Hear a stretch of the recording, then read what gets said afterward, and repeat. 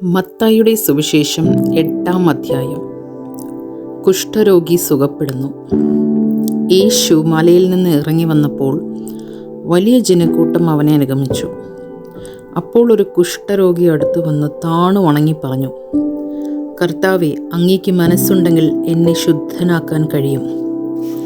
യേശു കൈനീട്ടി അവനെ സ്പർശിച്ചുകൊണ്ട് അരുൾ ചെയ്തു, എനിക്ക് മനസ്സുണ്ട്, നിനക്ക് ശുദ്ധി വരട്ടെ. തൽക്ഷണം കുഷ്ഠം മാറി അവന് ശുദ്ധി വന്നു.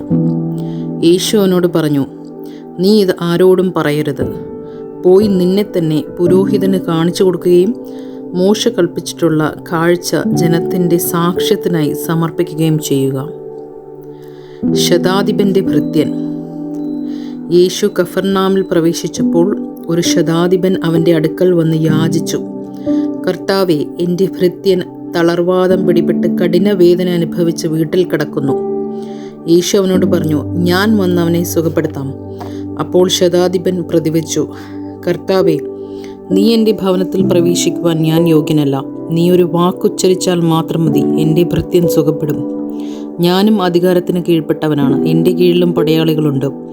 ഒരുവനോട് പോകുക എന്ന് പറയുമ്പോൾ അവൻ പോകുന്നു, അപരനോട് വരിക എന്ന് പറയുമ്പോൾ അവൻ വരുന്നു.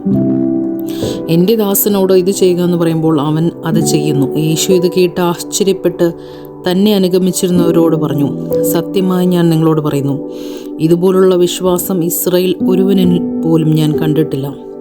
വീണ്ടും ഞാൻ നിങ്ങളോട് പറയുന്നു, കിഴക്ക് നിന്നും പടിഞ്ഞാറ് നിന്നും നിരവധി ആളുകൾ വന്ന് അബ്രഹാത്തോടും ഇസ്ഹാക്കിനോടും യാക്കോബിനോടും കൂടെ സ്വർഗരാജ്യത്തിൽ വിരുന്നിനിരിക്കും. രാജ്യത്തിൻ്റെ മക്കളാകട്ടെ പുറത്തുള്ള അന്ധകാരത്തിലേക്ക് എറിയപ്പെടും. അവിടെ വിലാപവും പല്ലുകടിയുമായിരിക്കും.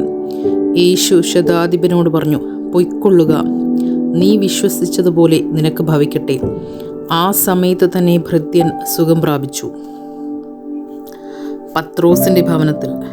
യേശു പത്രോസിൻ്റെ വീട്ടിലെത്തിയപ്പോൾ അവൻ്റെ അമ്മായിയമ്മ പനി പിടിച്ച് കിടക്കുന്നത് കണ്ടു. അവൻ അവളുടെ കയ്യിൽ സ്പർശിച്ചു. പനി അവളെ വിട്ടുമാറി. അവൾ എഴുന്നേറ്റ് അവനെ ശുശ്രൂഷിച്ചു. സായാഹ്നമായപ്പോൾ അനേകം പിശാച് ബാധിതരെ അവർ അവൻ്റെ അടുത്ത് കൊണ്ടുവന്നു. അവൻ അശുദ്ധാത്മാക്കളെ വചനം കൊണ്ട് പുറത്താക്കുകയും എല്ലാ രോഗികളെ സുഖപ്പെടുത്തുകയും ചെയ്തു. അവൻ നമ്മുടെ ബലഹീനതകൾ ഏറ്റെടുക്കുകയും രോഗങ്ങൾ വഹിക്കുകയും ചെയ്തുവെന്ന് യേശയ്യാ പ്രവചിച്ചത് അങ്ങനെ നിറവേറി. ശിഷ്യത്വം ത്യാഗം ആവശ്യപ്പെടുന്നു. തൻ്റെ ചുറ്റും പുരുഷാരം കൂടുന്നത് കണ്ടപ്പോൾ മറുകരയ്ക്ക് പോകാൻ യേശു കൽപ്പിച്ചു. ഒരു നിയമജ്ഞൻ അവനെ സമീപിച്ചു പറഞ്ഞു, ഗുരു, നീ പോകുന്നിടത്തെല്ലാം ഞാൻ നിന്നെ അനുഗമിക്കും. യേശു പറഞ്ഞു, കുറുനരികൾക്കും മാളങ്ങളും ആകാശപ്പറവകൾക്ക് കൂടുകളുമുണ്ട്, എന്നാൽ മനുഷ്യപുത്രന് തലചായ്ക്കാൻ ഇടമില്ല. ശിഷ്യന്മാരിൽ മറ്റൊരുവൻ അവനോട് പറഞ്ഞു, കർത്താവേ, പോയി എൻ്റെ പിതാവിനെ സംസ്കരിച്ചിട്ട് വരുവാൻ എന്നെ അനുവദിക്കണമേ. യേശു പറഞ്ഞു, നീ എന്നെ അനുഗമിക്കുക. മരിച്ചവർ തങ്ങളുടെ മരിച്ചവരെ സംസ്കരിക്കട്ടെ. കൊടുങ്കാറ്റിനെ ശാന്തമാക്കുന്നു. യേശു തോണിയിൽ കയറിയപ്പോൾ ശിഷ്യന്മാർ അവനെ അനുഗമിച്ചു. കടലിൽ ഉഗ്രമായ കൊടുങ്കാറ്റുണ്ടായി. തോണി മുങ്ങത്തക്ക വിധം തിരമാലകൾ ഉയർന്നു. അവൻ ഉറങ്ങുകയായിരുന്നു. ശിഷ്യന്മാർ അടുത്തു ചെന്ന് അവനെ ഉണർത്തി അപേക്ഷിച്ചു, കർത്താവേ, രക്ഷിക്കണമേ, ഞങ്ങളിതാ നശിക്കുന്നു. അവൻ പറഞ്ഞു, അല്പവിശ്വാസികളെ, നിങ്ങൾ എന്തിനു ഭയപ്പെടുന്നു? അവൻ എഴുന്നേറ്റ് കാറ്റിനെയും കടലിനെയും ശാസിച്ചു. വലിയ ശാന്തതയുണ്ടായി. അവർ ആശ്ചര്യപ്പെട്ട് പറഞ്ഞു, ഇവനാര്, കാറ്റും കടലും പോലും ഇവനെ അനുസരിക്കുന്നുവല്ലോ. പിശാചു ബാധിതരെ സുഖപ്പെടുത്തുന്നു.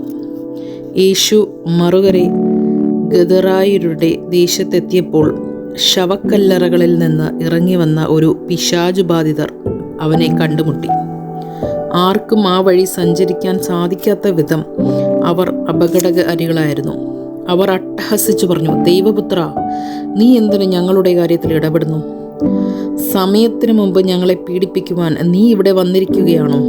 അവരിൽ നിന്ന് അല്പം അകലെ വലിയൊരു പന്നിക്കൂട്ടം മേയുന്നുണ്ടായിരുന്നു. പിശാചുക്കൾ അവനോട് അപേക്ഷിച്ചു, നീ ഞങ്ങളെ പുറത്താക്കുന്നെങ്കിൽ ആ പന്നിക്കൂട്ടത്തിലേക്ക് അയക്കണമേ. അവൻ പറഞ്ഞു, പൊയ്ക്കൊള്ളുവിൻ. അവ പുറത്തു വന്നു പന്നികളിൽ പ്രവേശിച്ചു. പന്നിക്കൂട്ടം മുഴുവൻ കിഴുക്കാം തൂക്കമായ നിരത്തിലൂടെ പാഞ്ഞു ചെന്ന് കടലിൽ മുങ്ങി ചത്തു. പന്നി മേയ്ക്കുന്നവർ ഭയപ്പെട്ടോടി.